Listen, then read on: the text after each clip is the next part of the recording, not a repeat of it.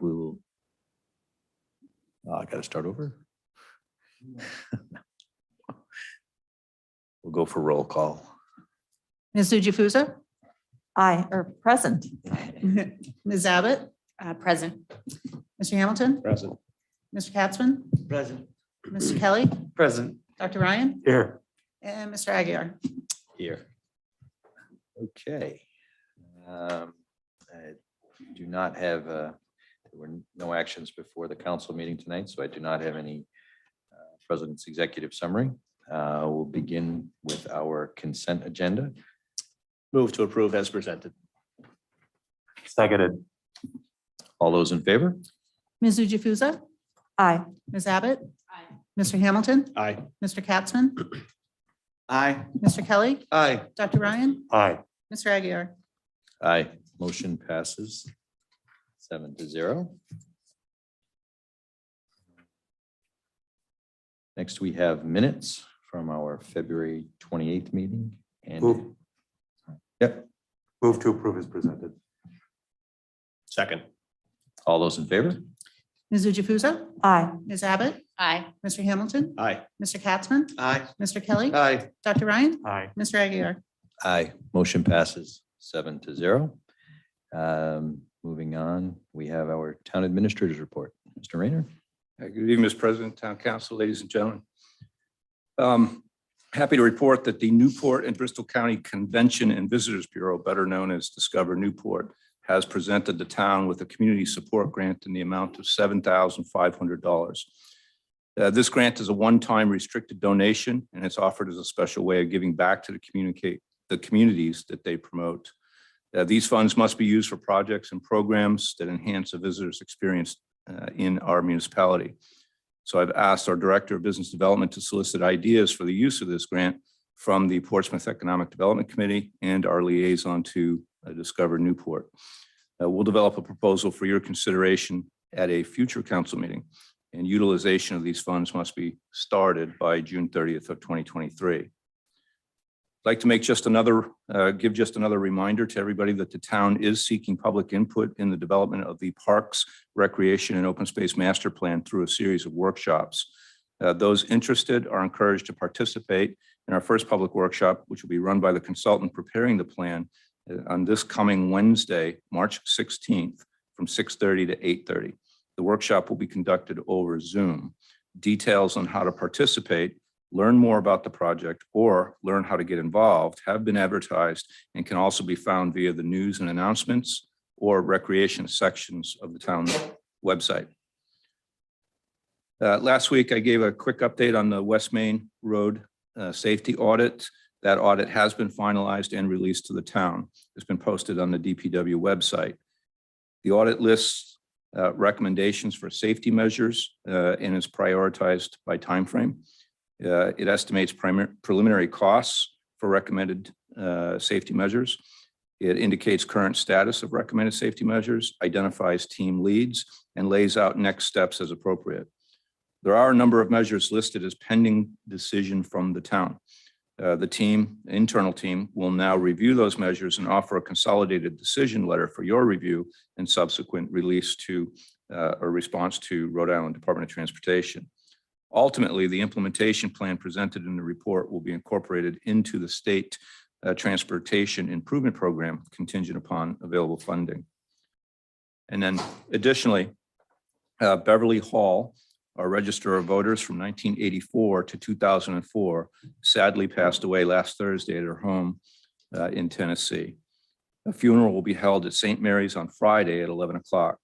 Town Hall will half-staff the flag to mark her passing on that day as well.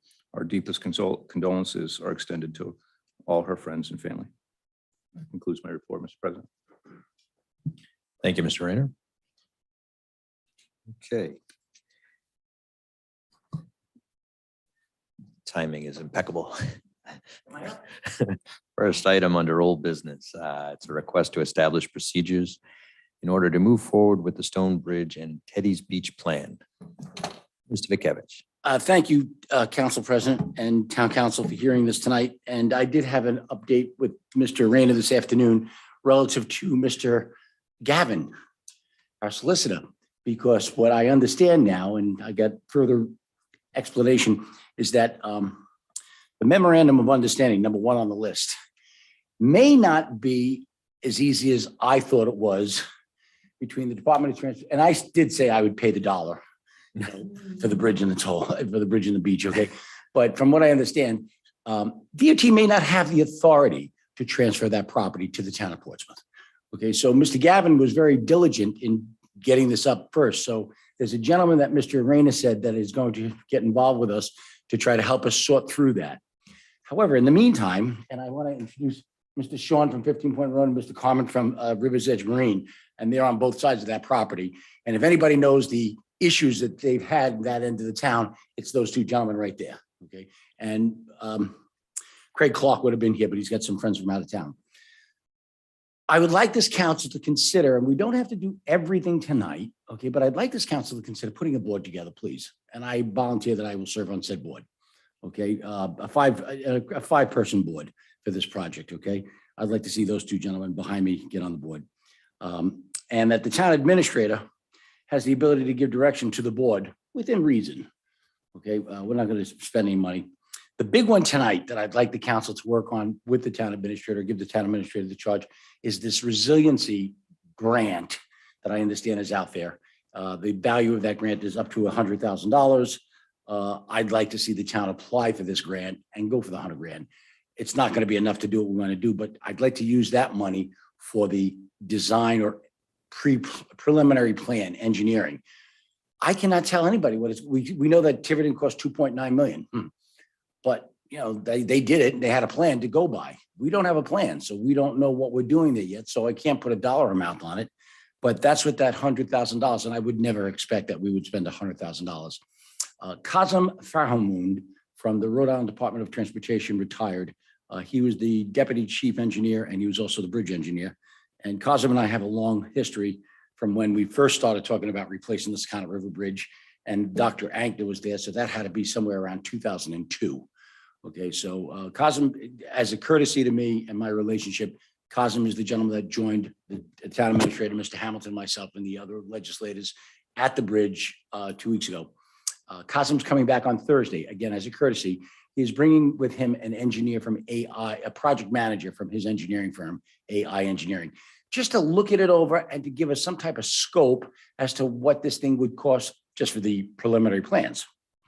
I'd like us to take a fast track approach.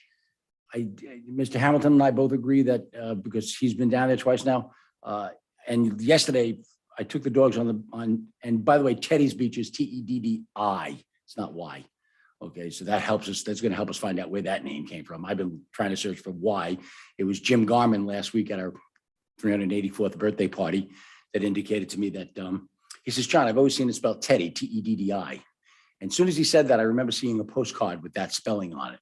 Okay, so, but I would like us to, when I was walking on the beach yesterday, I noticed that the seawall on the south side, right, there's not much left of it.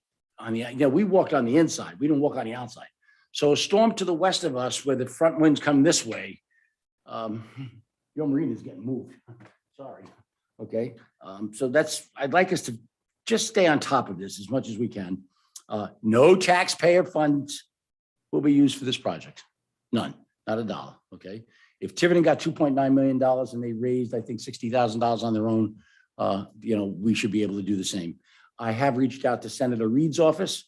I have a contact at Senator Reed's office that is aware of my efforts here, and they're working in conjunction with me. And they said they'd get back to me sometime at the end of this week, you know, with what they can share with me relative to any of the potential grants. I do plan on parking myself over in Tiverton on Thursday morning at their town hall and getting as much information from Tiverton, documents, reading, photocopies on what they did, just so I could see what their process was and how long it took. Anything else that this town council wants to address? Oh, I want to do a website, if that's okay with you folks. I have a webmaster that's very qualified, and just put some history of the Stone Bridge, since we, you know, some pictures of what it used to be, the pictures of it now, the pictures of it, you know, when it was really operational, and just some information on it. That's all, so that the people in the town of Portsmouth and the people in Tiverton, people that want to know what we're doing with it, can log on. It was my understanding from that meeting that we had with the Mrs. Hilton from over in Tiverton, they raised about $60,000 and they raised it in just donations on their website. Nice, okay. Anything else that you folks want to discuss with this to make this happen and to keep this moving along? I just don't want to see it to stall. We're out of time. We get a good storm up here in August or September, where it's to the west of us and the front winds are coming that way. It's going to be a mess. That's all. So the sooner that this council can operate, and I know that we have to wait now for Mr. Gavin to find out if they have that. But while that's happening, what else can we do? Thank you. Was that entertaining? We have this thing. So he's very good, by the way. Don't blush. Well, thank you. Thank you, Mr. Vick. And I'm not fully up to speed on what the issues might be with the MOU with DOT.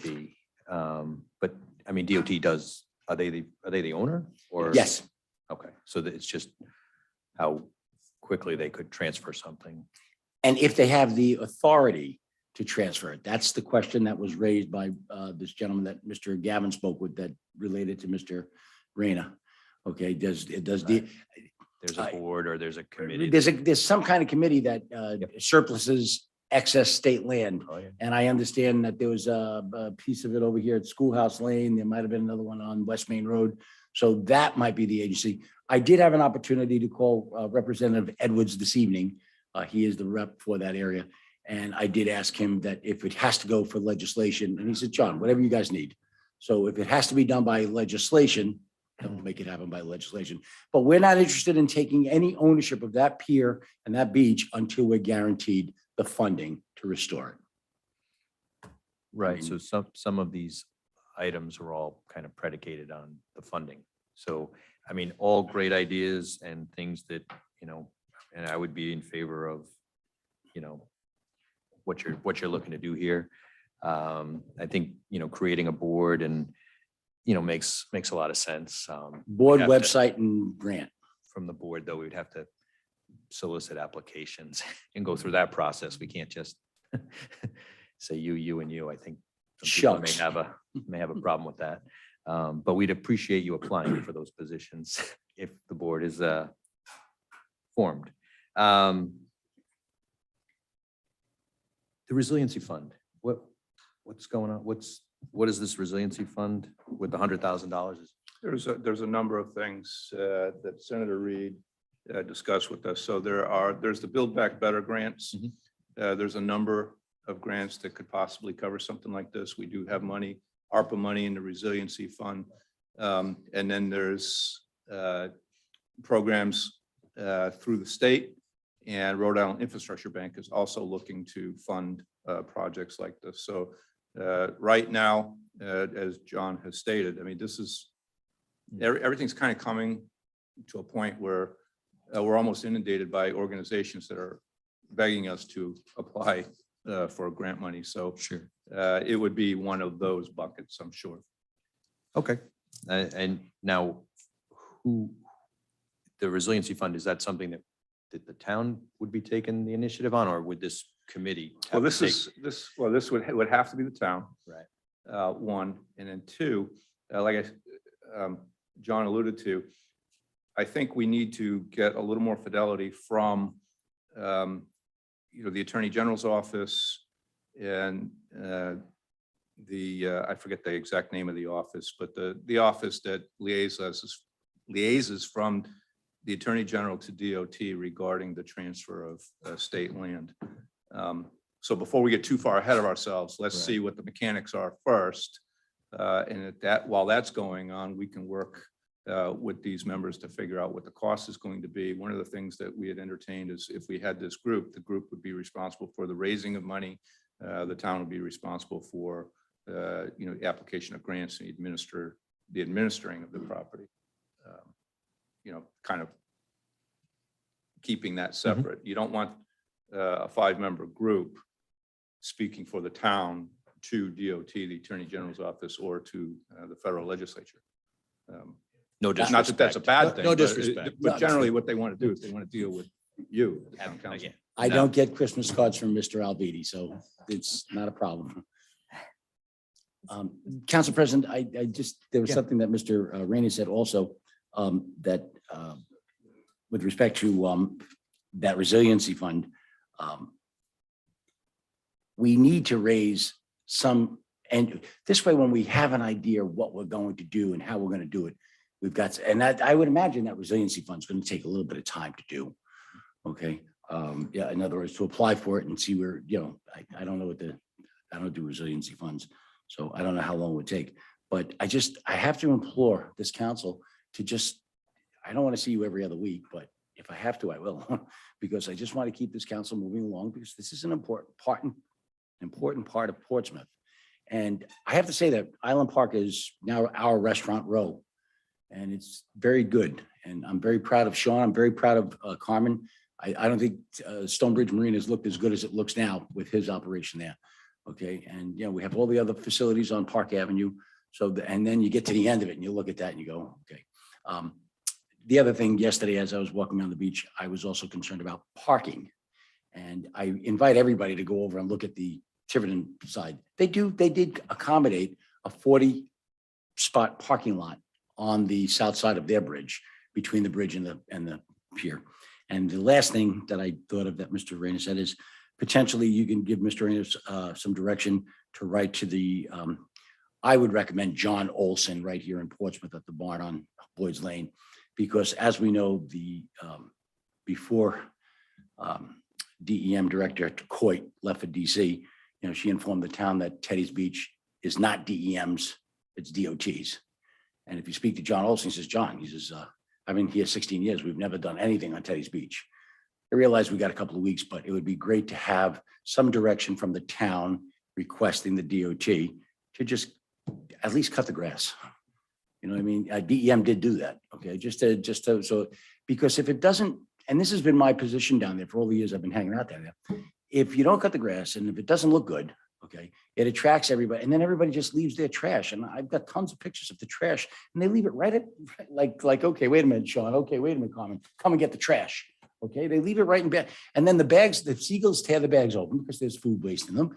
Lots of beer, lots of booze, some other trash, but it's just a mess. So if we could get some direction from the town requesting respectfully to the DOT, please keep the place clean. I think Sean and Carmen want to say hello. Did you have My name's Carmen Inzateri, 17 Point Road. I own River's Edge Marina, formerly Stonebridge Marina. I spoke before this council before, but I just like to reiterate, I mean, it's like you said, it's it's the way that land looks right now is the way people are treating it. And, it's trash everywhere and it's disorganized, and it just be nice, it's important for the marina, for the seawall too. So, yeah. So that's all I'd like to say. Thank you, Carmen.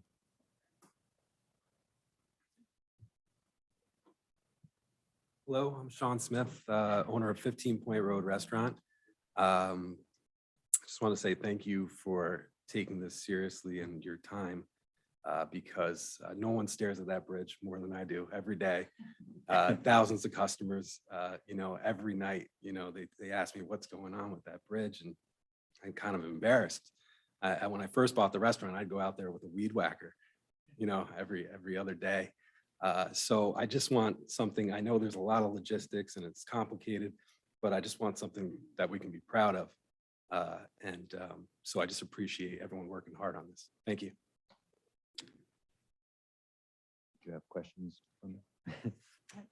I just want to say that I appreciate everything that's been said, and I think everybody on the council supports what you'd like to do.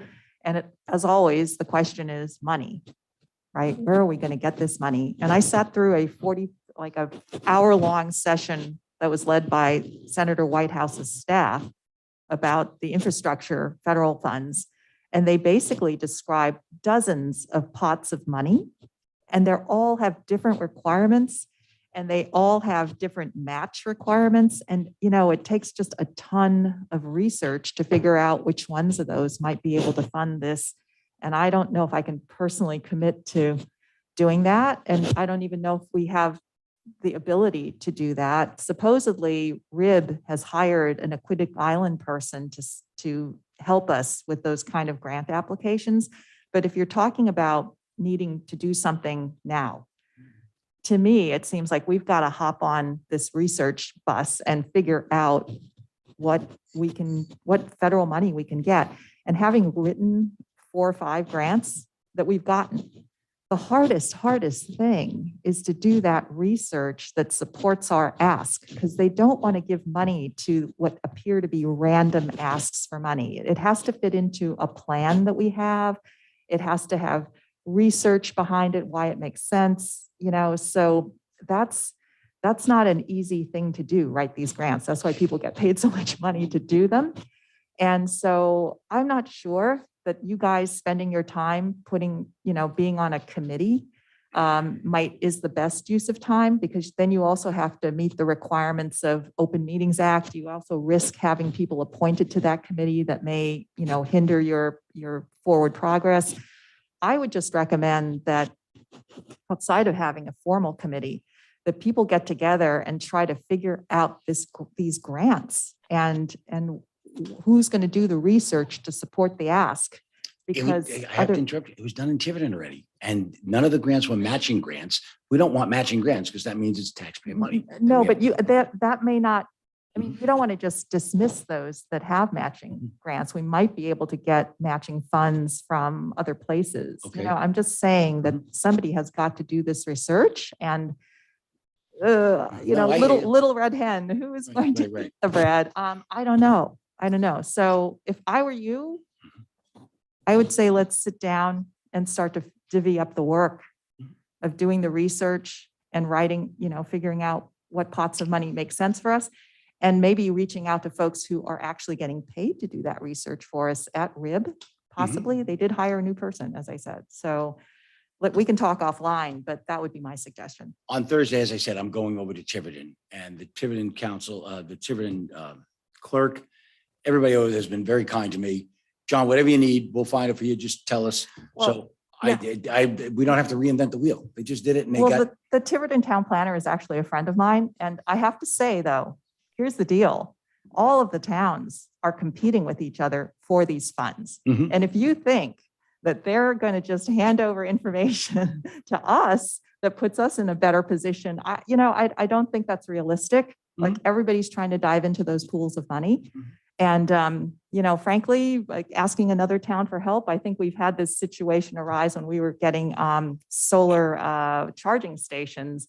I won't name names, but Mr. Rayner reached out and folks in other towns weren't quite forthcoming with how to do it because we're all competing for the same money. a Stonebridge on our side, a new Stonebridge abutment councilor is beneficial to the Tiverton Bridge. Okay, Because understood, but I'm right, just saying right. that as we Okay. all chase after grants, I expecting said- other towns to use their staff to help us is kind of not realistic. But, I hear what you're saying. Let's go after the money, John. That resiliency grant is the first one that I want to find. Okay, just so that we have a pot of money for as we're working out the MOU or how we're going to own it, so that we have that pot of money, so that when we get there, Mr. Rayner and your council can say, okay, let's hire this engineer. Let's get a preliminary plan done. Yeah, Just- and I'm not saying that the 100,000 isn't a good thing to chase, but there's just I can send you the slideshow that goes through all these different grants. Please do. I will, yeah. Okay. And, they just couldn't give us details. Were those grants state grants or were they federal They're grants? federal, They're federal, okay. Because all that's what- different pots. Right, that's what Tiverton used, was all federal grants. And it started as way back, I understand, with Mr. Kennedy. That's how far back they were. Well, they this go. is that Build Back Better one, Okay. Right, but again, this council would be so kind as to, just let's keep pushing this, please. Let's not let it sit. And by the way, if anybody wants to, if anybody's available, I buy the coffee and the muffins. We're going to be at 10:30. We're going to be at Thrive on Thursday, the 17th, and just take a walk with us. That's all. And we're going to the Seeing is Believing Tour Part 2.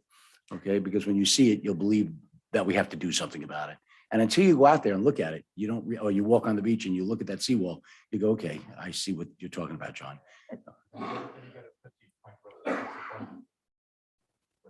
Oh, thank you. Right. Yeah. Thank you very much. I appreciate your time and your consideration. Let's canned heat, 1970. Let's work together. Mr. President, Mr. Crosby has his hand raised. Okay. Thank you. I did a good deal of research back. Senator Seveny reached out to me to do some digging about the costs of the project on the other side. And I talked to some people who I've done basically the research that Mr. Vitkevich is thinking about doing. And I sent a memo to Senator Seveny a while back with my summary, and it was engineering and structural analysis and waterfront park design, $1.3 million, finished design and construction, $2.5 million, Teddy's beach improvements, $500,000, and would throw a 10% contingency on the top of that because it went, and that makes up a total of $4.7 million. Mr. Vitkevich is correct that $60,000 of that was raised with local donated funds, but it's going to be an expensive project. There's no question about it. Okay. So at this point, from the council's perspective, we're still working with the MOU. I don't know if we really need to take any action tonight. But Mr. Katzman, you had a, Thank you, Yeah. Mr. President. I agree. We don't need to take any action tonight. I want to thank Mr. Vitkevich for his enthusiasm and energy and being tireless advocate for this project. I think we all do support the project. I just wanted to note I caution against forming an official board or committee unless that's necessary, because it does come with administrative process. We have to approve its bylaws. We have to advertise. It can slow things down. And if that's needed, we'll do it. But if it's not necessary, just volunteers working directly with Mr. Rayner or others under his staff is probably faster. so we'll keep the pressure on or keep the momentum. But we also have to wait on the MOU. So any further questions comments from councilors? Mr. Hancock? I would like to go and jump off the deep end with Mr. Vitkevich, but there's a couple of big differences between where we are and where Tiverton was. Tiverton owned the property. They could go out and get the grants, Right. apply for the grants. We can't apply for grants for something we don't own. Right. So until we get that MOU in place or figure out how that property can be transferred, we're kind of stuck when we can't go out for a resiliency grant for something we don't own. So I think we need to take our first step forward, which would be work with the AG and the state to try and figure out a way to tentatively transfer the property pending raising the money to fix it. That's step number one. Well, then let's keep the good faith efforts up. We'll continue to push for the MOU. And Mr. Vitkevich, if you just keep doing what you're doing and keep the awareness in everyone's front view instead of the rear view. Right, and I thank Mr. Katzman for pointing that out, because there's enough of us down there that want to create our own little board. So it doesn't have to be a town-sponsored one, so that we can keep our direction moving forward and nicely stay in your face. Okay? No offense taken. Yeah, right. That's it. And it's just that, it's when we hear those, we see that the weather is changing all over this country. And when we hear that the storms are coming up in August or September because the water's going to be warmer, it's that uneasiness that you feel. We're surrounded by water, especially there. So I just don't want to see the damage to that bridge, to the beach. And Mr. Hamilton pointed out also, that, without that being there, what kind of stress is it going to put on the New Secundit River Bridge? So we just want to try to get it squared away as soon as possible. And I recognize, remember the orange signs on the Southeast Expressway when they were doing the big dig? If Rome was built in a day, I would have hired that contractor. Okay, so that's what I feel here is, we're not going to get it done tomorrow, but I just want to stay on top of it. That's all. Thank you for your time and your consideration. Thank you, Mr. Rena. Thank you, Mr. Bekavich. Okay. So we will move on to new business number 1, which is a presentation of the Aquidneck Island Development Impact Analysis from Mr. Allett, the Executive Director, Aquidneck Island Land Trust.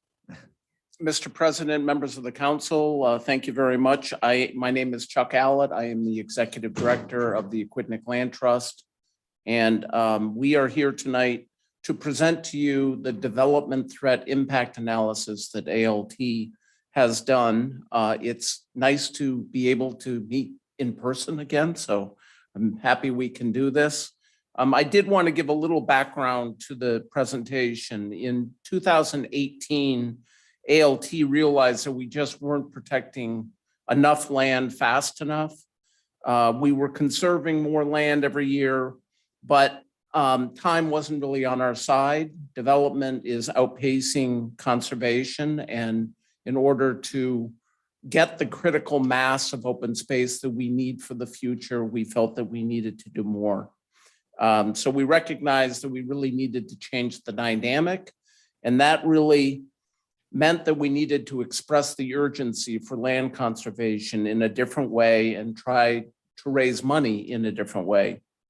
To exacerbate this problem of development is the fact that we are 3 municipalities on one finite island that each doesn't really always know what's going on in the other communities. So we don't really have a grip on development on an island-wide basis. We also don't have a grip on how quickly we're losing affordable housing, how quickly we're losing farmland soils, how quickly we're degrading our watersheds because the 3 municipalities, I'm not saying there isn't communication, but there's no deep dive in the overall impacts of development on the entire island. We also believe the residents didn't know how quickly it all could be gone, how quickly our open space could really be gone. And inversely, if they did know, we assume that they will strongly support conservation efforts if they know that we're on a track of not very many years before the open space is gone on the island. So with these things in mind, we retained a firm, Sasaki and Associates, which is an internationally renowned planning firm, to help us do a development threat impact analysis, which we did in 2019. And we're now just rolling it out because in the middle we had this little pandemic.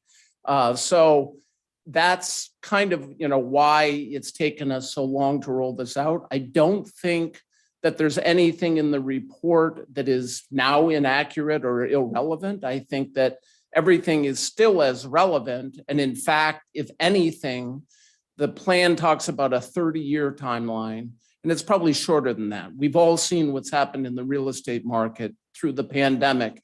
It's probably even a shorter time frame that this is going to happen. So I would ask Alex Schuman, ALT's Conservation Director, to present a summary of the report. Alex did most of the research for the data points in the plan, and he knows it inside and out better than anyone else. So at this point, I'd ask Alex to come up and give us a summary.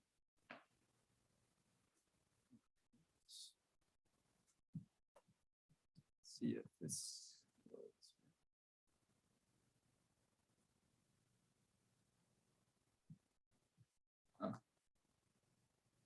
There we go. Cool.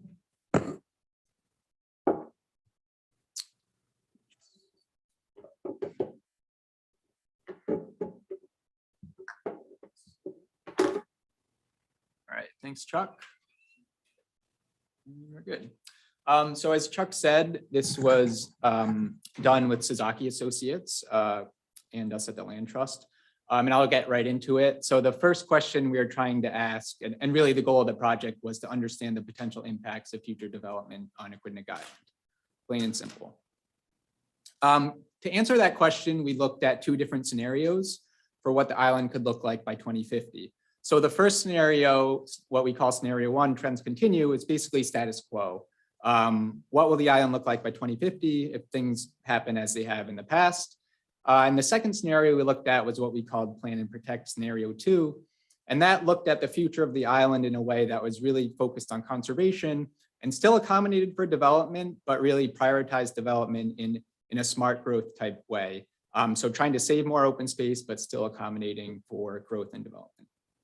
So in the next 15 minutes or so, I'll frequently refer to those two scenarios. Scenario 1, status quo. Scenario 2, that conservation and smart growth focused vision into 2050.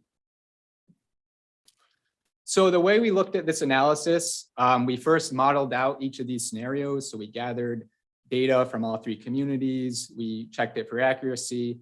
We built each of those scenarios for what 2050 could look like. And I'll get into a little bit how we did that. We then, once we had those scenarios across the landscape, we visualized, we put together maps, we put together renderings on what the island would look like by 2050 in each of those scenarios. Once we had that, we then looked at how will that impact our quality of life? What will it do to our natural resources, our drinking water, our farmland? And finally, like any good analysis, we tried to pull out some good themes and findings along the way. So one of the first data points we had to figure out was, we're looking 30 years into the future. What rate of development should we use to project that? How is the Excuse me island? for a quick second. Can I just jump in real quick? Yeah. Is there any chance that you could share your screen so the people at home who are watching this can see that? Because, no. He can't do it. We can put him on as a speaker.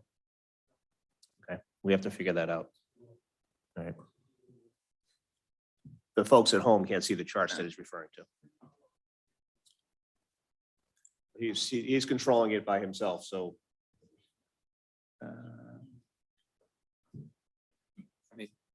So the folks at home are just watching you and not seeing what you're showing. We have the backup. Right. Can't we? It was in our backup. Yeah. If we pull it up, then. folks It'll will be see the back, same- okay. It's the same presentation. Okay. Yeah, and I should say too, all this information is on our website. There's a full report for folks as well to look at. Thank you. Sorry about that. Oh, yeah, no worries. Yeah, so one of the first things we did was try to think about what development could look like in the future, and we needed to figure out how many units per year would we project out. So we looked at data from 1980 to 2017 to see what the rate of development was on the island. Now, the interesting thing I think most of us probably know is the island population has basically stayed flat since 1980, around 60,000 people.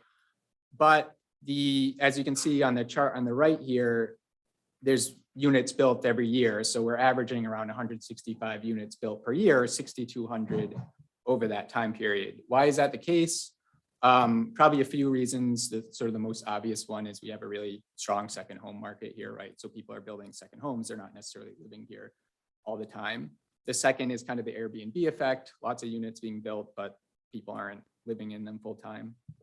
And the third is probably just in 1980, household size was bigger. Now household sizes are a little smaller. So if you think about it, you need more housing to support the same amount of people, basically, in that case. But the important number here is that 165 units per year. That's what we used as a growth rate for the 30-year period in both scenarios. That ends up being around 5,000 new housing units. So one of the first things, well, the next thing we did was gather existing conditions all across the island in each of the 3 towns. So if you look at this rendering here, that's on West Main Road. You can see Oliphant Lane there, and that's looking up from Middletown into Portsmouth. So we gathered existing land use data and really accuracy checked that for all of Aquidneck Island. And typical land use categories you'll see in comprehensive planning, commercial, residential, mixed use, open space.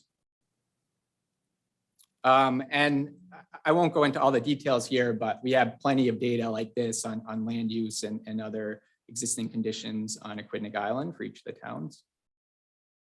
The other big existing condition we looked at with zoning, that's obviously key when you look at future development impact. What does the current zoning support?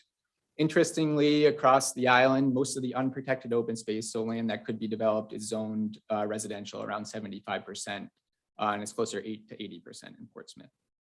So under our current zoning, most of the land to be developed is really geared towards residential. And of course, we looked at things like open space as well. Here in Portsmouth, we estimate approximately 4,300 acres of open space in town. Around half of that is protected with conservation easements held by the land trust or others of the town or the state. So once we had that data, we built these two models. And the way we did that, we had our input of 165 units per year. Then in each of the scenarios, we looked at different constraints and attractors for development on all 20,000 plus parcels on Aquidneck Island. So the way that worked is, if you think about, we have wetlands on parcels. Obviously, wetlands can't be built on, so those were considered to be buildable. But the difference between the two scenarios, scenario one, for example, was more exactly projected out on existing zoning. Scenario two allowed for a little more flexibility to allow more density in certain areas, just as an example. So what we saw when we built out the model and visualized it, this is scenario one on that view shed again. All those red dots are new units basically built on the landscape. We actually ran out of unprotected open space by 2050. So all the land on Aquidneck Island that wasn't already protected or restricted as open space was developed.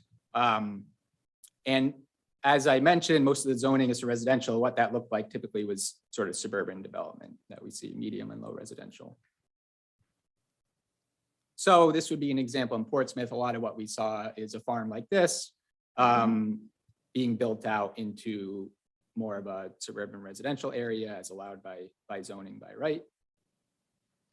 Same idea here, another farm tract, easily developable, turning into these types of subdivisions.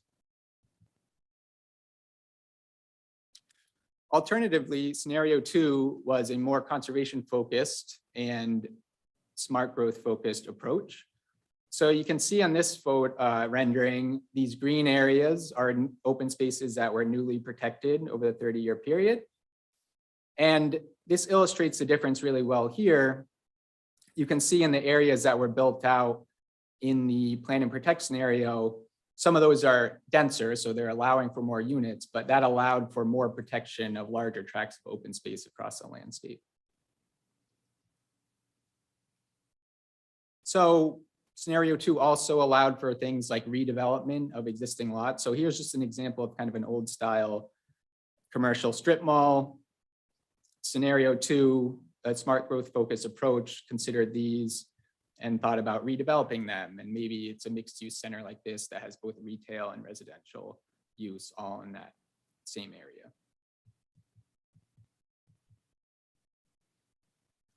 This is another comparison map. So scenario one is the status quo by 2050.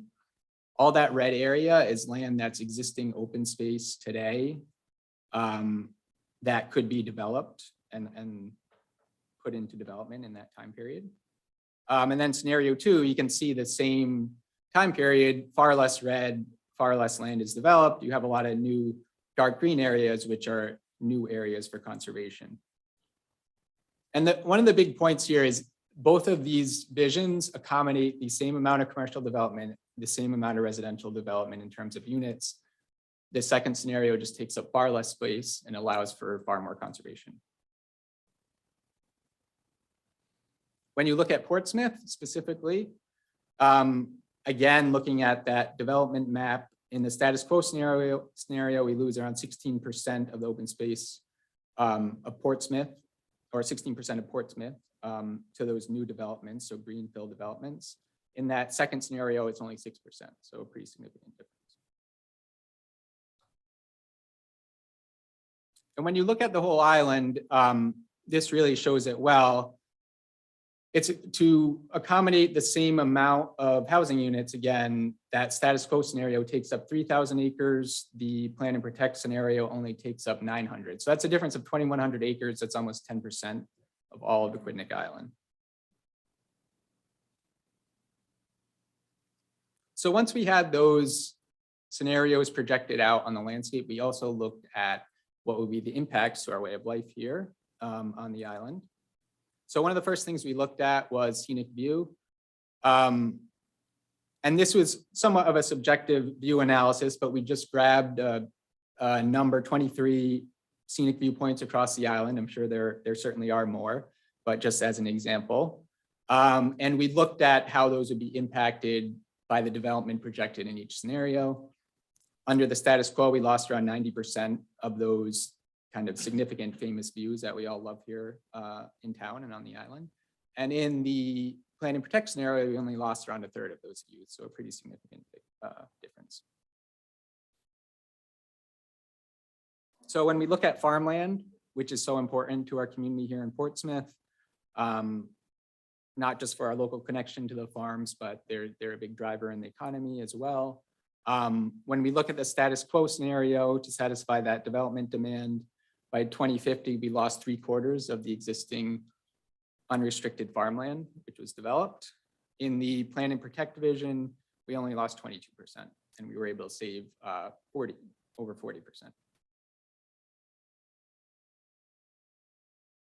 We looked at our watersheds as well and our water quality here. As we know, most of the water here on the island for folks without wells is serviced by the water reservoirs. And when you compared the two scenarios against each other, we of course saw a lot more impervious cover in the status quo scenario. And Suzaki also was able to calculate what the pollutants would look like between the two visions as well. In that status quo scenario, we saw much more suspended solids.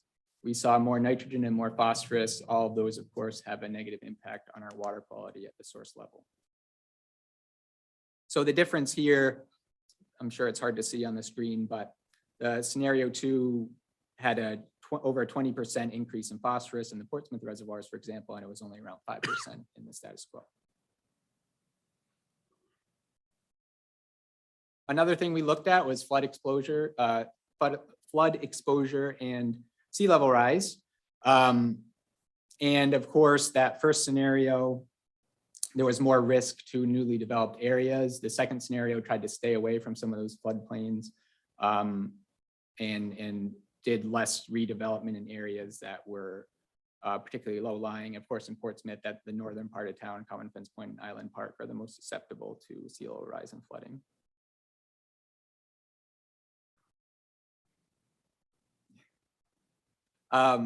The other piece, which of course hugely important, we looked at was tax revenue. So what do those scenarios look like in terms of revenue coming into the town? Interestingly, the second scenario, the plan and protect, there was actually an 8.4% island-wide increase in tax revenue compared to the status quo. And that's the island average. In Portsmouth, it was around 3.5%, so still more tax revenue in the plan and protect scenario. And why is that the case? It's because of the increased mixed use development. So your typical acre that has mixed use is 12 times more tax revenue than a suburban residential in comparison. And it makes sense if you think about it. A mixed use development has retail, it has multiple housing units. Compare that to just a few homes. So there's a much higher tax revenue there. So we looked at all sorts of impacts related to the differences in development in each of the scenarios. And I highlighted a few here, but just to reiterate, the whole report, which is long and detailed and transparent in the methods. There are other things we looked at, like carbon sequestration, rate of redevelopment in greenfields versus infill development, and a number of other things. One of the interesting things related to transportation, in both of these scenarios, we had 8,000 more cars on the road. In the plan and protect scenario, because we're focused on more mixed use development, more densely developed areas, we have more opportunity for public transport efficiency. So that would be one potential benefit of that from a transportation area as well. So Chuck mentioned we were sort of putting this out to the public right before the pandemic. We were able to get, before things got shut down, a big public presentation in to all, just one for the whole island. And our consultants at Suzaki unrolled the results, which were just about finished. And we asked the crowd, there's over 100 people there, the sample size was 88, a few different questions. One was, are you concerned about the impacts of development on the island? Around 90% said yes. We asked, do you think it's important to protect the island's farmland and natural open spaces? Around 90% said yes. And we also asked, which development scenario do you prefer, the status quo or kind of this mixed use town center feel? 2/3 preferred that mixed use town center feel, so a little less than the 90% you're getting. It makes a lot of sense. It's sort of a new development pattern. Some of this has been done, but it would be more mixed use centers than currently on the island. So some people were a little hesitant about that. About 1/3 were just wanted more information. And wrapping up, the key findings we had, and the most alarming, so I think most of us really care about the open space we have here on the island. Under the status quo, unless it's protected, it'll all be gone by 2050. The other key point is that the current development trends are harmful to a lot of our ecosystem services, the natural lands that help filter our water, the farms that are really important to the community. And they also provide lower per acre tax-based revenue. I think that really interesting, and one of the key findings of the analysis too is most of us right now are concerned about the cost of living and housing on the island and it being affordable for both middle class and lower income folks. And this analysis really showed protection of open space and building more housing are not mutually exclusive. Both of these scenarios provided the same exact amount of housing in the future. They just did it in different ways. And that's really key because there is a housing shortage and we need more housing, but we can still save a lot of open space if we do it the right way. And then the other point Chuck mentioned as well, which is always talked about, is just the need for more regional planning on the island. We have an island that has a lot of shared natural resources, shared places where people do recreation. The more we can work together and coordinate, the better. So those are our key takeaways. I'm going to hand it back to Chuck for a few closing comments. Yeah. Any questions from counselors at this point? A lot of information. And a lot of information that I think some of us have seen in the past. Development is always, in Portsmouth,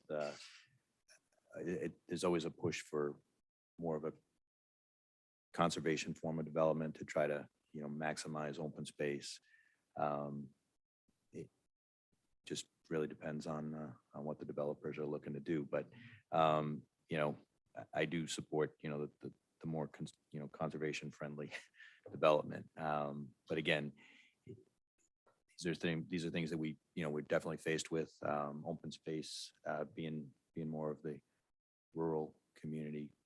We really like the quality of life we enjoy, and that's always a balance that we're faced with as people look to develop within town. So a lot of good information here. We'll continue and see where we go next. Oh, go ahead, Ms. Catherine. If you could bring up slide PDF, it's PDF page 15. The slide actually has the number 10 on it, but it's PDF page 15. Put this up, so for compare and contrast, so see this So let open me, vista, this is, oh, it's PDF 15? PDF. Yeah. Okay. Yeah, that's it. It's, I know you can't see it standing there, but it's on that screen. Yeah. And then look at the next slide as this could happen. The reason I asked to put cue these two up is I'm familiar with land trusts operations to the extent that I know how the land trust can preserve Scenic Vista 1 from becoming potential Vista 2, right? Purchase of development easements. But if you go to PDF page 20, I'm not unaware of how the land trust has tools to prevent that or to encourage that to go to the next slide. Right? So I have a disconnect in my mind as what this is interesting and good information. I don't see where the land trust plays a role in that, unless I'm missing something. Well, I think if you look at the historic role of the land trust, that would be true. But I do think that one of the things that the land trust is looking at is doing more advocacy work with municipalities to look at changing zoning, to create more innovative zoning that allows for mixed use development, that would allow for this kind of development to take place. Under the current zoning, I mean, that's a Middletown parcel, but under the current zoning, that's really not something, I don't think that would be allowed, but if it is, it's not encouraged. And so that is something I think in kind of a new look, we would be advocating for that kind of thing. We don't have the tools to do it, but municipalities do. Thank you. If I just ask, what do you feel are the major roadblocks to being able to achieve scenario 2?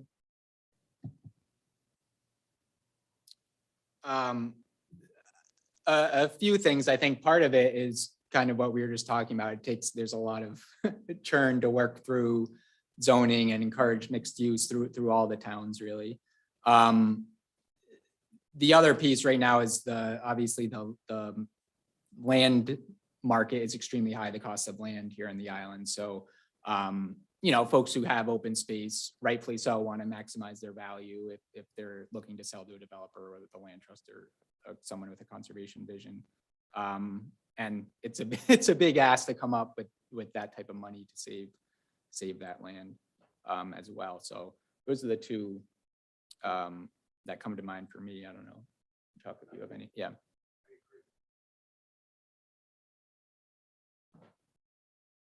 Questions, comments?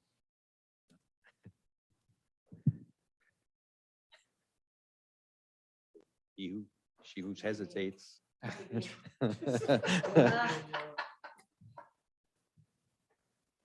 This is excellent information. I agree wholeheartedly with everything that's presented here. And to me, the question that comes to mind is what's next? What can we do? So, I feel like you guys are probably doing the job and the role that I would like to see a regional planning commission do and kind of coordinate with all our municipalities to help us fix our zoning regulations. We're also doing our comprehensive plan at the moment. And I think having somebody look at our comp plan with this vision in mind and giving suggestions and recommendations and how we can change it, I think would be very valuable. As a town councilor, to be honest, I feel kind of helpless sometimes because I feel by the time things come to us, it's too late to do anything about it.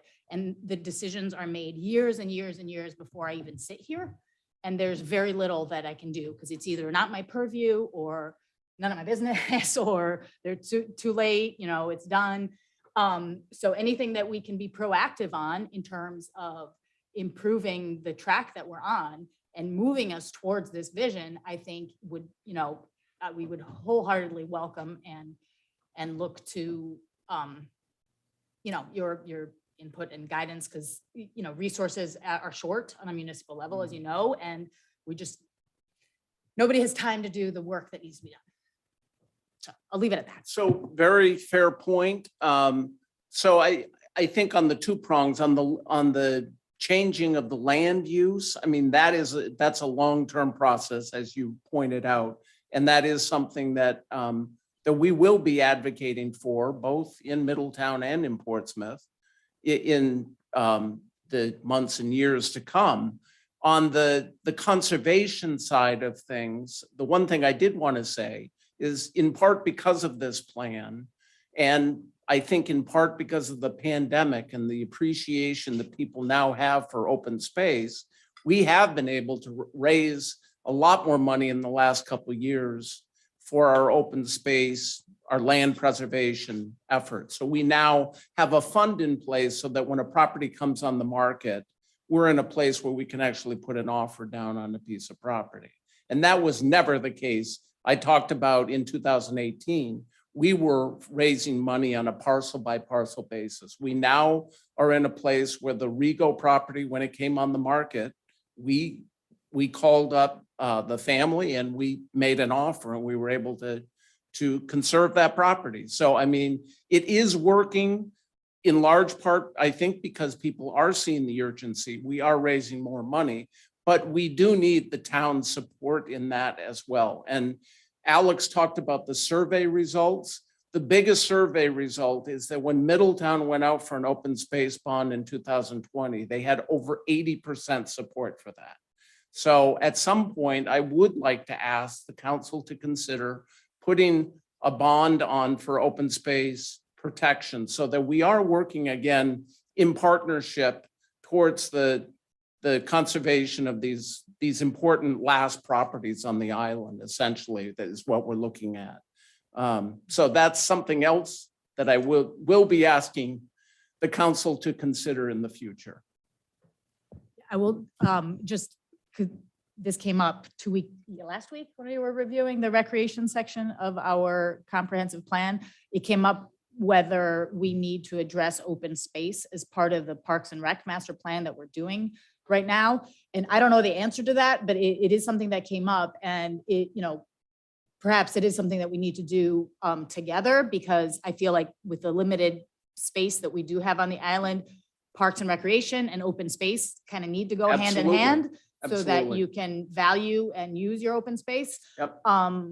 So that did come up last week. It is something we're looking into. We are working on that master plan, and I think addressing open space at the same time might be And we a will good be idea. attending those workshops, absolutely, and giving input from our perspective on that as well.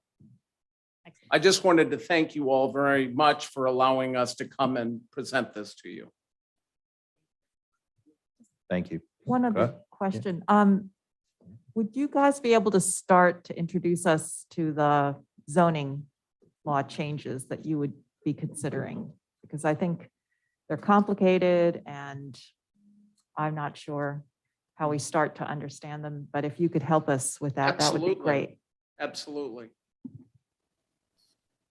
Mr. Aguirre, Mr. Crosby has his hand raised. Okay. I'll come back. Len, did you have a question or comment? Oh, okay. Mr. Crosby? Thank you. I have a three-part question. You showed a slide that said there were anticipated 4,950 housing units on Aquidneck Island by 2050. I believe that was your projection. Could you tell us how many of those housing units were attributed to Portsmouth? Number one. Number two, how many, a further breakdown of those housing units, how many of those housing units were attributed to mixed use, and then the rest of, and how many were attributed to the rest of residential development, single family, duplex, apartment, condos, and so forth. And then thirdly, I'll parrot what Ms. Ujifusa said. What were the assumptions that were made by Sasaki in looking at our zoning ordinance that allowed you to develop scenario 2. So the answer related to housing units, I don't have that in front of me, Gary, but I can Right. send that out. That is in the report.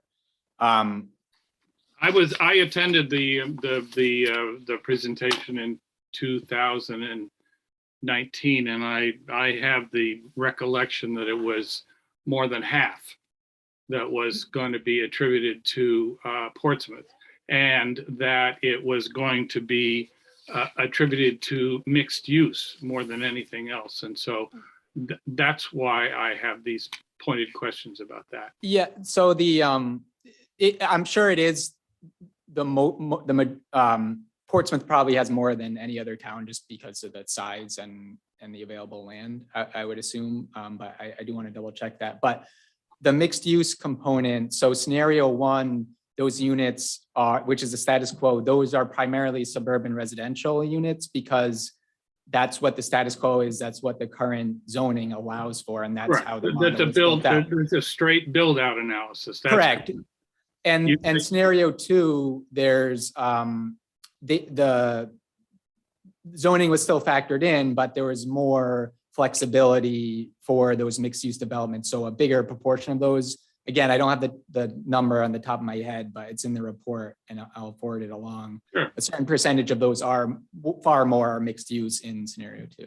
And Okay. not necessarily allowed under current zoning. I Co- think it's correct. aspirational here. It is for sure. Yeah. Well, that I agree 100%, but then you go on to say that you think that one of the reasons why there is a big disparity between the population growth and the number of development units is second homes, Airbnbs, and household size.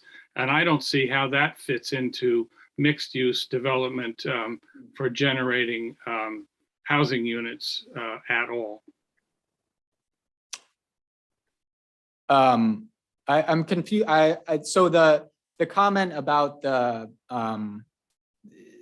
difference between the population rate staying stagnant and the 165 units per year, the reason there's that discrepancy were those 3 reasons. Well, So that's, I'm not- I that's don't how we suppose- established the growth rate. Yeah, we probably don't need to get into this now.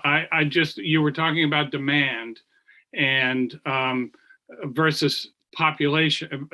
Well, okay, no matter. We'll talk about this. Gary, we'll talk more about it, but I'd love to hear your input on it. That's fine. I think I'm just curious. The third piece of it was what Sasaki used as changes in our zoning ordinance in order to allow scenario 2 to project, to exist, to project. So it, We don't allow, all right, sorry, go ahead.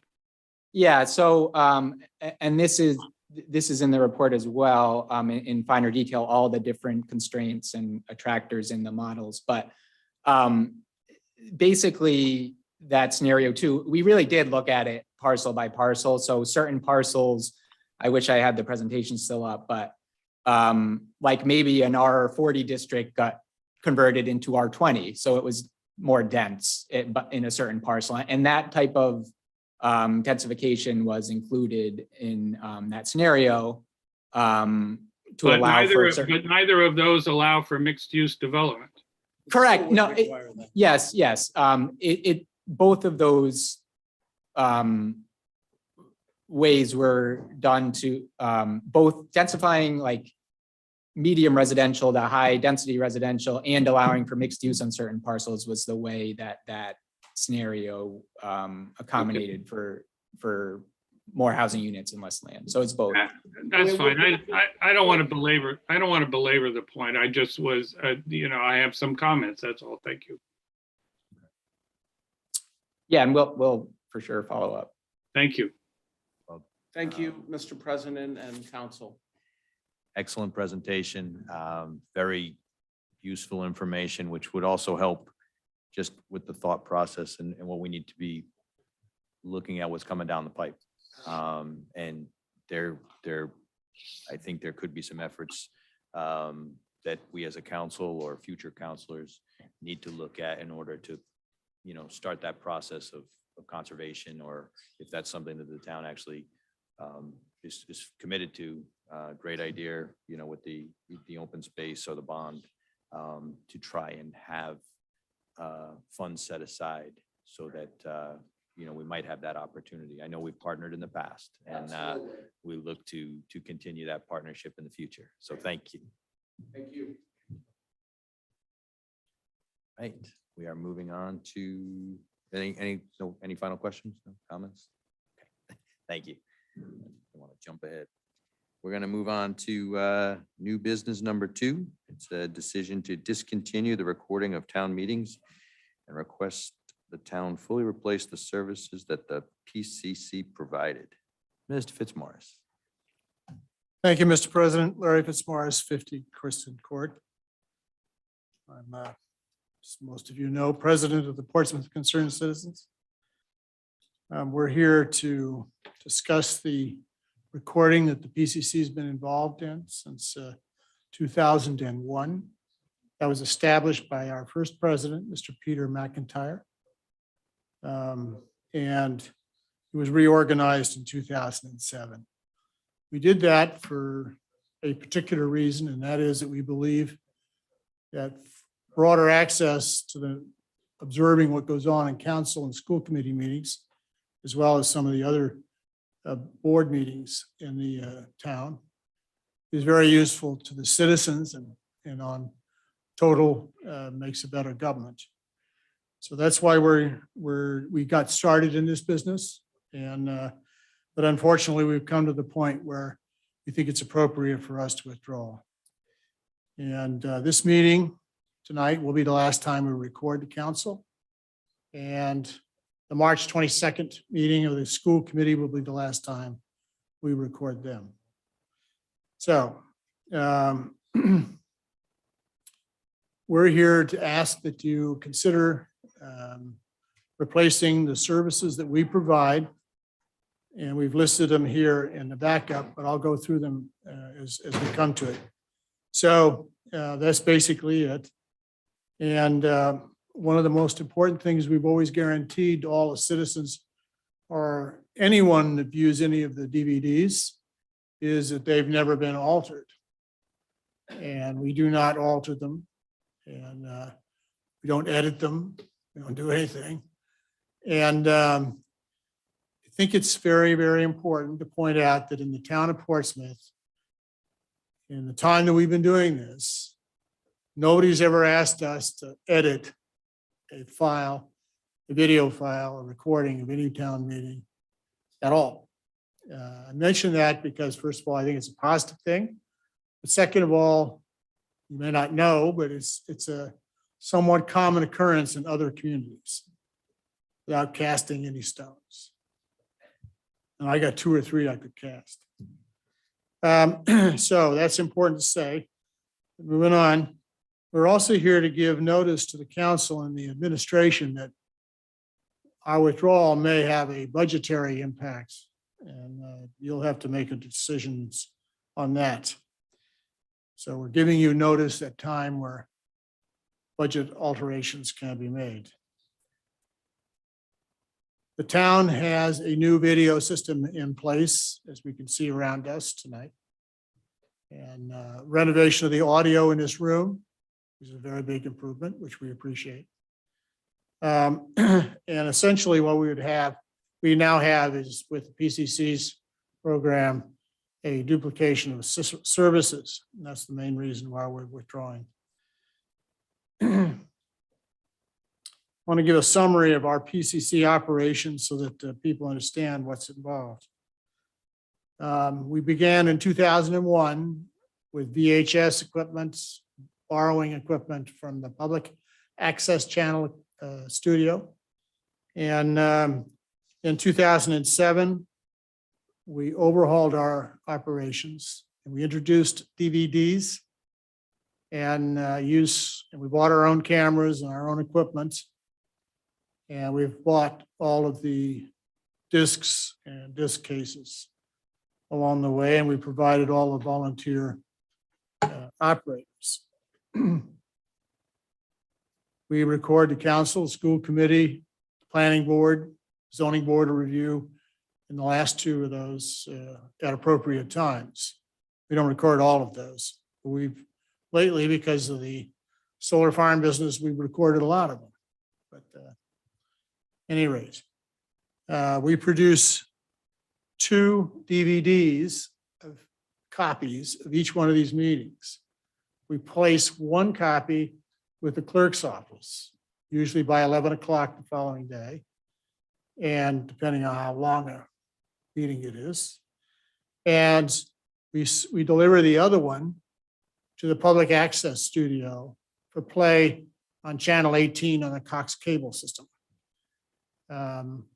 You can't just absolutely go down there and do that, by the way. You have to be a recognized and I guess sworn, I don't remember what I did, but producer in that system. So I'm the one that delivers them, and we do that for each one.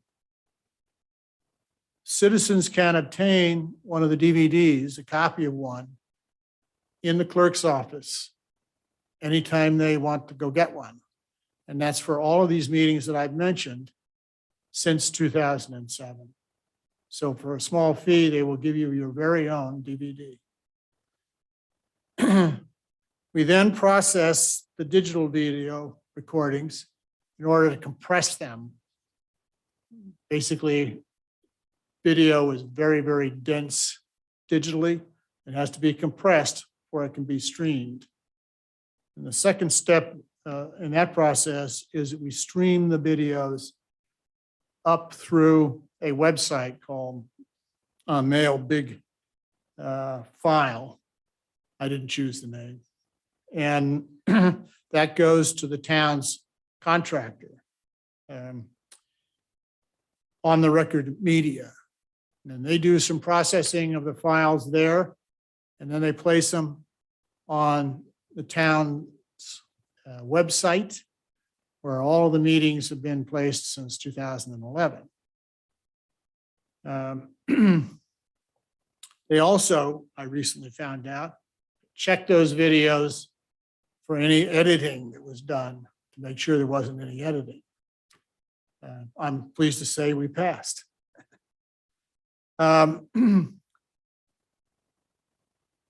We also follow that operation by creating an agenda for the meetings, the council, online. I won't go into the details, but it's kind of complicated. But I actually cut and paste onto a media site, and on the media people form it into an agenda which they attach to the video. And that provides you the times. We record our times for each one of these agenda items. And it allows anybody that looks at that to click on it, and it goes immediately to that spot in the video.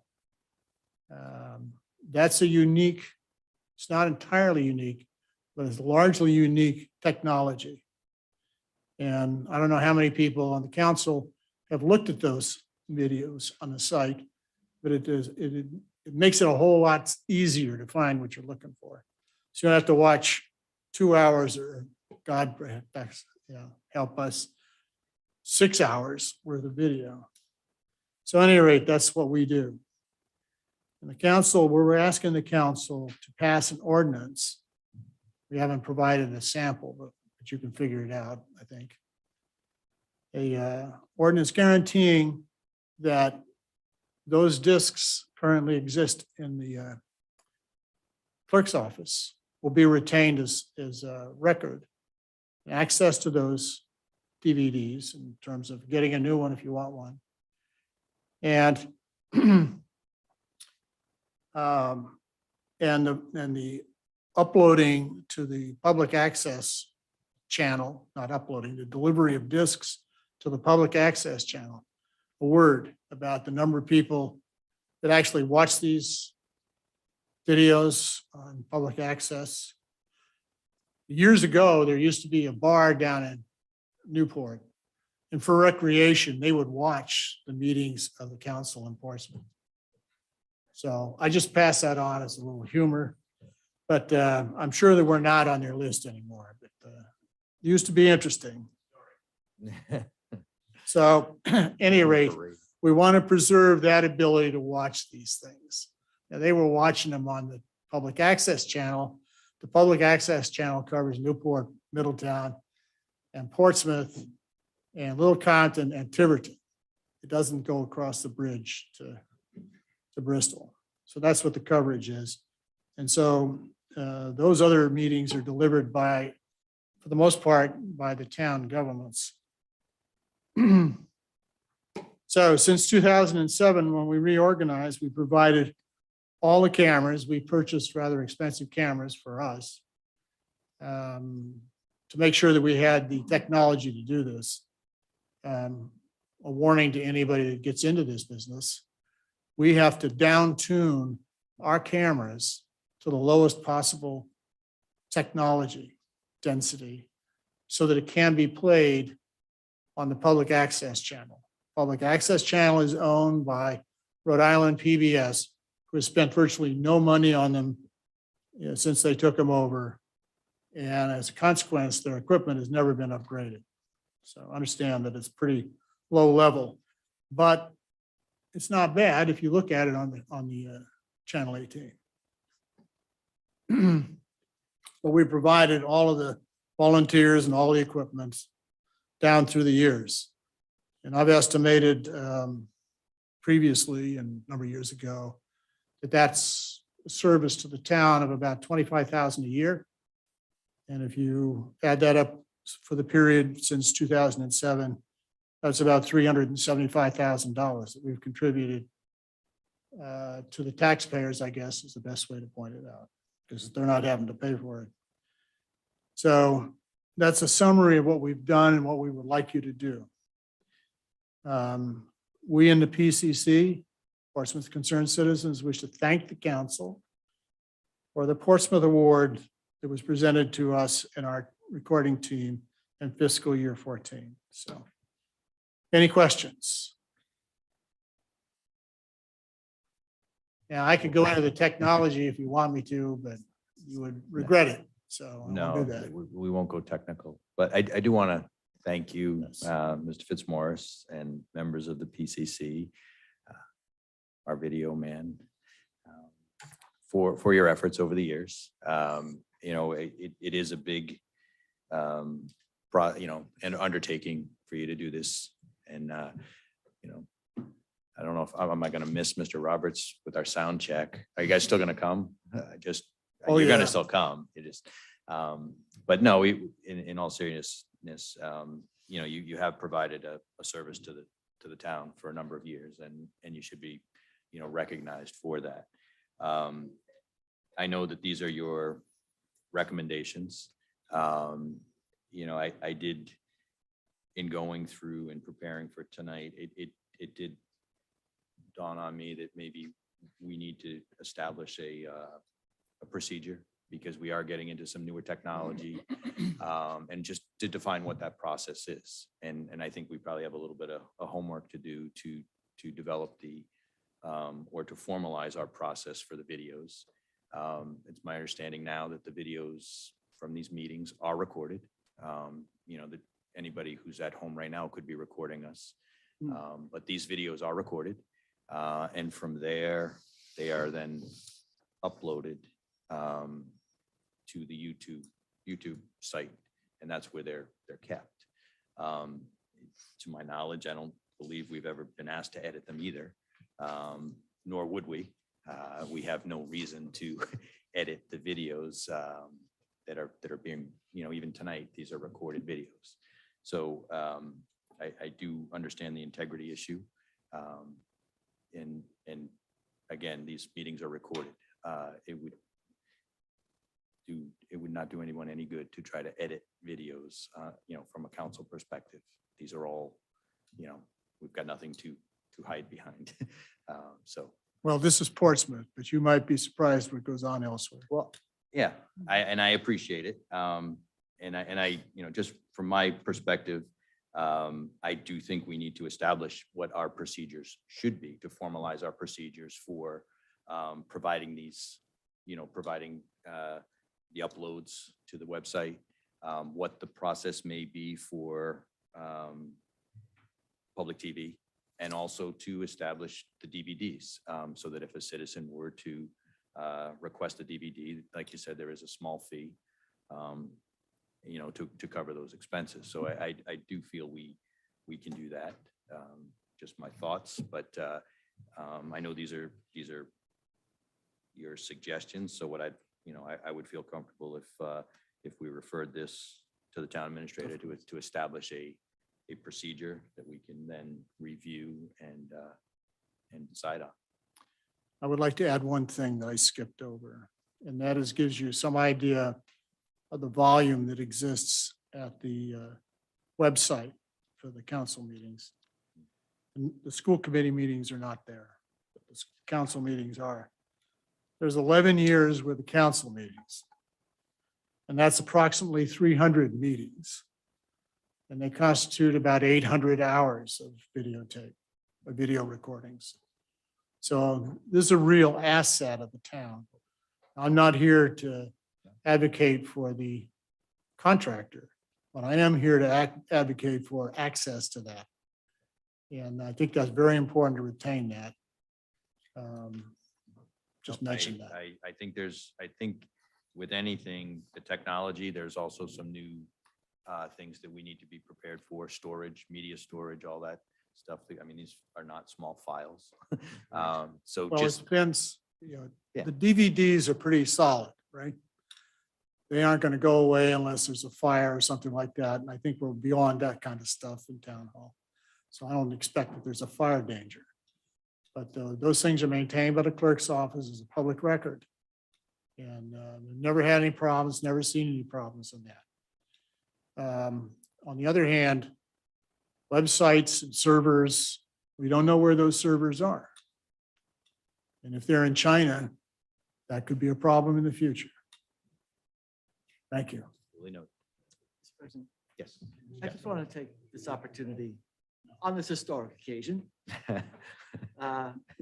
to note that I have long been a champion of the town of Portsmouth acquiring this responsibility. I've been advocating this since 2004, and I'm glad that we are finally going to take on the responsibility of doing it. I think there's a couple of advantages that we'll have, and that is the fact of the recording being a public record doesn't exist until the clerk would get it.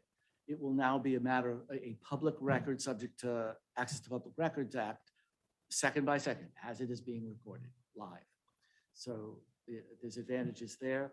I'm with you on the YouTube item, and we can put timestamps there and jump to sections, but there should be a backup to whatever's uploaded. That should not be our final repository. We should have a permanent repository. I don't know that we need an ordinance. We need a process. We need a procedure. We don't have an ordinance that tells the clerk how to manage minutes, but there's a process, and I'm sure that's written down and passed on from generation to generation. It's not an ordinance, but there's a state law. We'll see that. Well, this is my point. So it's the same thing. And to that point, the idea that anything could be altered or damaged or, right, there's state law against that too. So we don't need an ordinance to say, don't alter the recording. There's already state law that actually provides penalties and fines. So don't change. Yeah. No. That's all. I just wanted to note that, and I'm very glad that we will be undertaking this, even though it may cost money, personnel. Something. That's why we hired a new IT guy to figure out how to make this go to public access. I think we should start crawling. And if Ray, Mr. task one. Yeah. And if Mr. Fitzmaurice was having a hard time uploading these videos to an antiquated PBS station or even more modern equipment, I'm sure it's going to be even more difficult to do that. So Backward compatibility. we're going to have to find some way to make the stuff available without having to put it into black and white on a Leave It to Beaver quality, so. Okay. The good news is it's on YouTube. Yeah. And because of the current situation with our internet supplier on the island, a lot of people go to YouTube TV anyway, so, and away from Yeah, said I- company. cut the cord 3 years ago. Okay, and well, so I don't think we need any action at this point other than Just to thank you just a thank you again for all the service over the years and for the men and women who did the recording, just so you're aware. and We and- remember. and Not you're just still men. welcome here every other Monday night. Yeah, Other Monday yeah, night. every other Monday night. No, every Monday night. Yeah. Every Monday Next night this couple week. weeks. Yeah. Okay, let's move on to Ladders. new business number 3. It's a request pre-approval for the use of opera funds not to exceed $375,000 to enter into an agreement on a used ladder truck. Chief Ford. Council President, members of the council, good evening. In November, I came before you with a plan to make these type of capital purchases, a public safety capital replacement plan. And when I did, we talked about how it would be initially funded, how the funding would go on, continuing at that point forward. And it was for anticipated purchases, anticipated vehicle expenses. I also brought up in that evening, I had a PowerPoint presentation that we couldn't show in our old system, but I provided everyone with a paper copy. And a couple of the benefits of the plan I brought forth were the ability to adjust purchases throughout fiscal years, depending on our needs. And also the possibility of having funds available when a deal would come along. And I actually presented 2 examples of ladder trucks that we were not able to acquire under the old system because of time frame. I did lay out a budget and a plan with anticipated needs throughout the years, but it was always proposed that it would be flexible with these years. So moving forward, I started looking for what I had planned for next year's purchases, a chief's vehicle and what we were going to do with the ladder truck. We're already looking into the rehab of the engine, which was one of the items, and also the rehab or purchase of a used ladder truck. So I started looking around and I found a couple of options. One truck, we're not sold on anything, but the reason I'm here is I did actually go to Pennsylvania to look at a truck, many less miles than our vehicle. It's 6 years newer than our vehicle. If we were to purchase, it comes with a limited warranty for the first year. So I went and took a look. Just myself, just to see if it was a viable option to continue. And I felt it was enough to have the crew, the members of the ladder committee go look at it, and a professional inspection. When I was talking to the salesperson, he said, and I mentioned him coming before the board and so forth. Even at that point, he was like, I can't wait as long as what you're telling me this is going to take.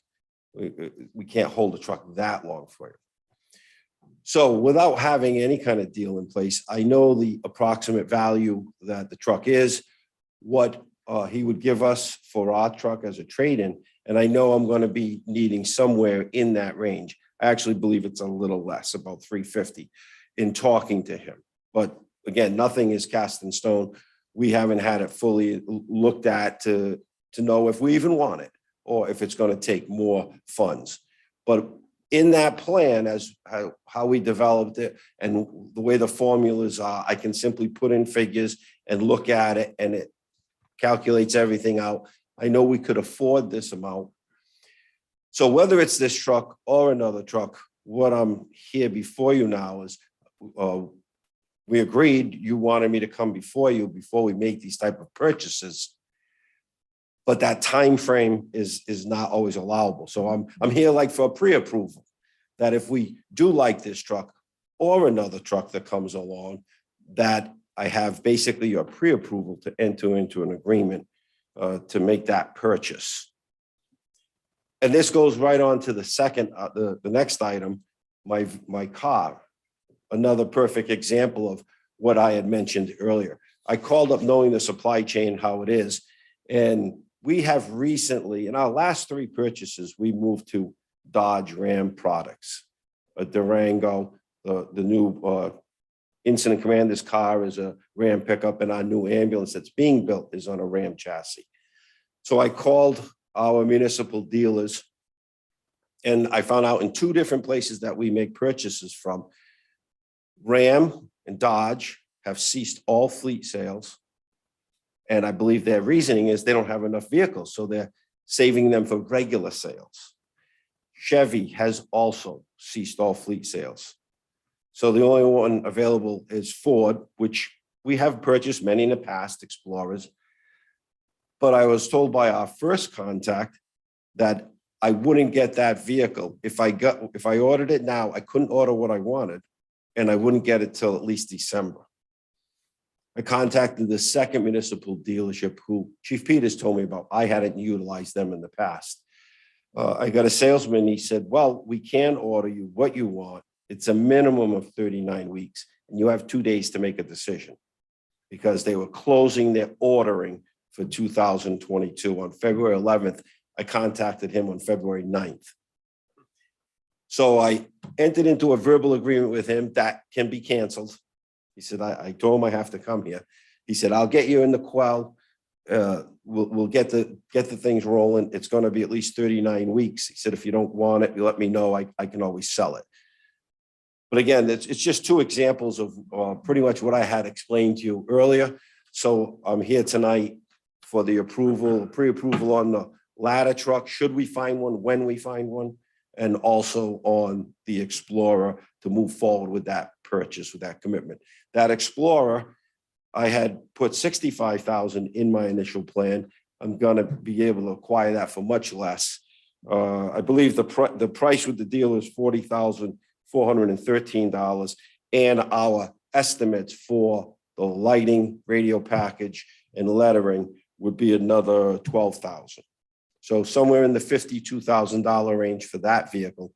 So again, that just gives me savings that also can be or help augment the increase in the other vehicle. Mr. President? I supported the whole CIP in concept, and I support approving this. My question is that going from it's a pretty intricate table, if you recall, that was put together to lay out the plan to go from a $250,000 line item to 375, even if you buy on the cheap 350. How does that impact the remainder of the anticipated items looking forward? How are we going to address that? There was a $1.5 million bridge. Yeah. So that would be coming out of this $1.5 million alignment, right? Well, that 1.5 million is in my formula, my spreadsheet.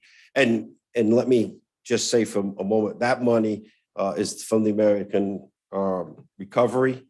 And those funds have to be spent sooner than later. So all of our bigger ticket items, the engine that's already ordered, and this ladder truck or a ladder truck, these initial items will all be funded through that money, which we already have. We're not waiting we don't have to wait till July 1 to acquire those funds. So when I put that in my spreadsheet, and now I took my 65,000 and made it 50, of course, that makes things better. Then I plug in the 350 instead of the 250. Of course, that makes things worse, but I can see immediately 30 years out, and I'm not negative in any of those years. My running tally, I can immediately see the difference. And of course, it makes my tally 30 years from now less. But that also, now I look at that, maybe when we buy our next vehicle, we can, wait a minute, we have to save a little bit here. Maybe my tally doesn't go into the negative at any one year.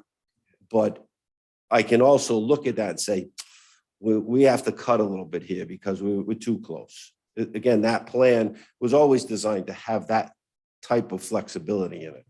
I think that was the key, Counselor. The idea, I mean, there are 2 concepts there. One, ARPA money has to be obligated by the end of 2024. And 2, If I remember correctly from the brief, there would be times when the estimate would either be below or above, the actual price. And Chief said that in a case like this with regard to the ladder truck, well, then that means that another piece of equipment will either be made to last longer and we'll have to delay funding that for another year or two so that we ensure that we never go negative in that balance. So, I went back to the November 22nd spreadsheet. And this is all based on fiscal year 23 expenses.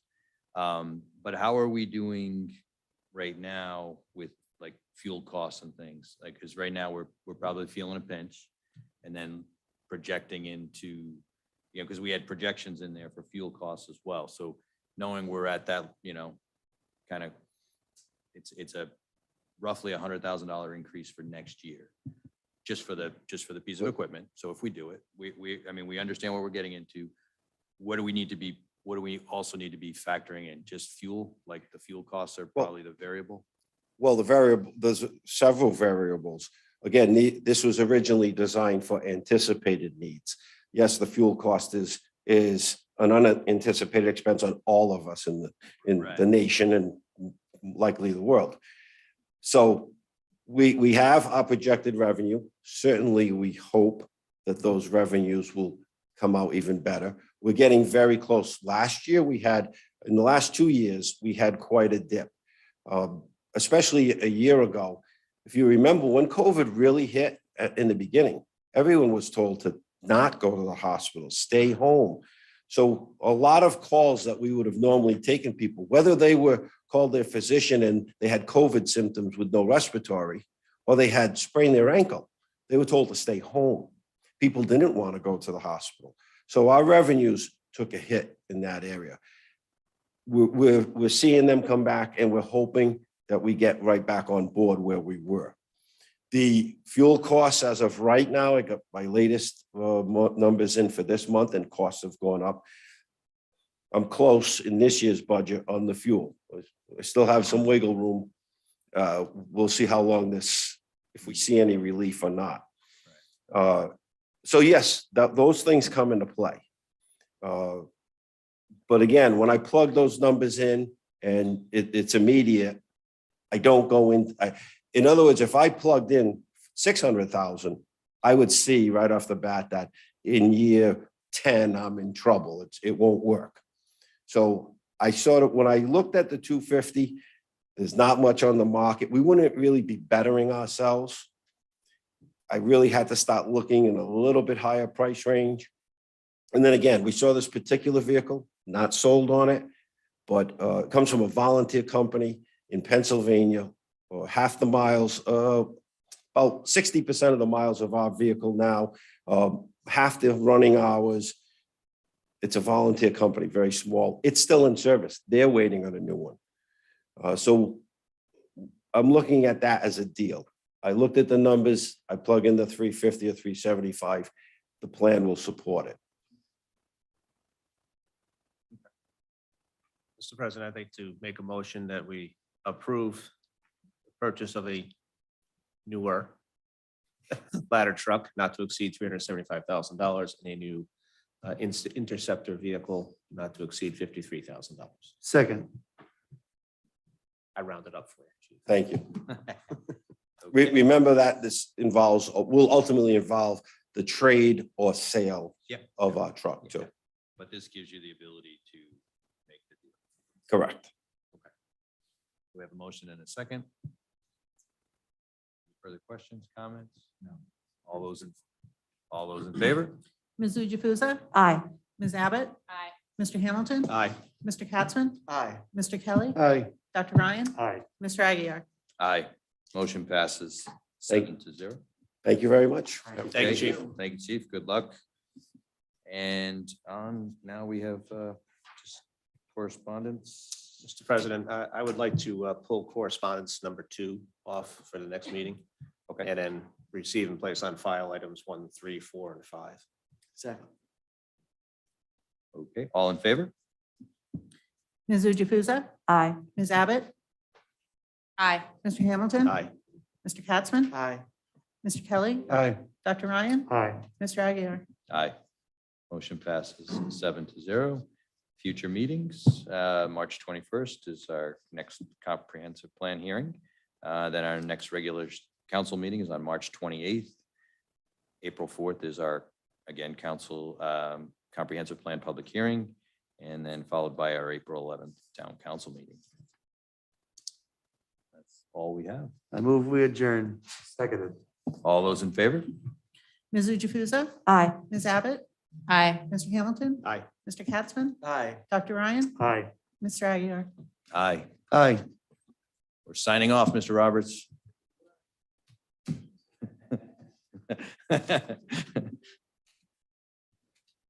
Then you should have like these. Mr. Roberts.